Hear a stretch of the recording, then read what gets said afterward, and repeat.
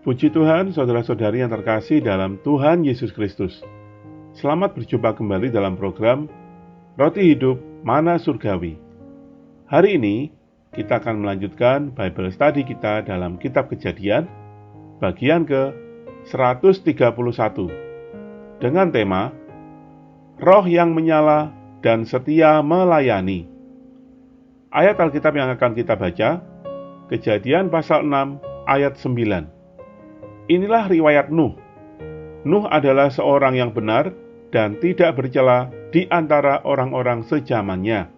Dan Nuh itu hidup bergaul dengan Allah. Roma pasal 12 ayat 11. Janganlah hendaknya kerajinanmu kendor. Biarlah rohmu menyala-nyala dan layanilah Tuhan.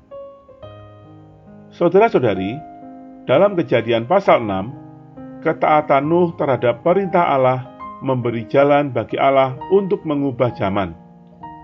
Nuh menghabiskan 120 tahun untuk membangun bahtera. Ini berarti ada 120 tahun kasih karunia bagi dunia untuk bertobat. Selama periode ini, Nuh ditolak, dihina, dan diasingkan karena ia membangun bahtera dan memberitakan kebenaran kepada semua orang yang ada di sekitarnya. Namun, visi yang diterimanya menjadikannya tidak mundur dan gentar. Bahkan, roh dan semangatnya semakin menyala-nyala dengan tak henti-hentinya bekerja, membangun bahtera sambil terus memberitakan akan datangnya penghakiman Allah pada orang-orang yang sudah mengolok-ngolok Dia. Nuh bekerja sama dengan Allah, melaksanakan tujuan Allah, sehingga Allah mendapatkan jalan untuk mengakhiri zaman itu.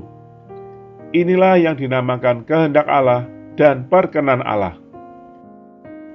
Terhadap kehendak Allah, sikap kita adalah kita perlu taat akan visi yang ilahi.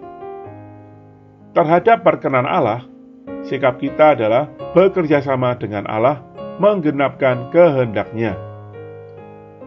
Saudara-saudari, dimanapun berada, kita harus menyebarluaskan kebenaran untuk memperingatkan teman-teman kita akan penghakiman Allah yang akan datang dan menolong mereka berpaling kepada Allah untuk diselamatkan. Hari ini adalah periode kasih karunia seperti pada 120 tahun di zaman Nuh.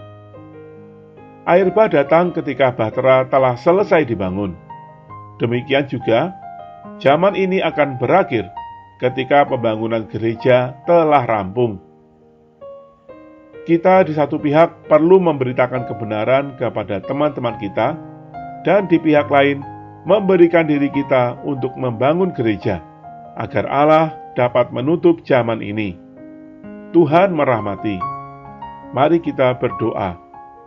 Tuhan Yesus, dapatkan aku tiap hari menjadi anak-Mu yang terus melakukan kehendak-Mu dan mencari perkenan-Mu, melalui menjaga roh di dalam kami agar tetap menyala-nyala, serta setia memberitakan kebenaran dan memberikan diriku bagi pembangunan gereja. Terima kasih Tuhan. Amin.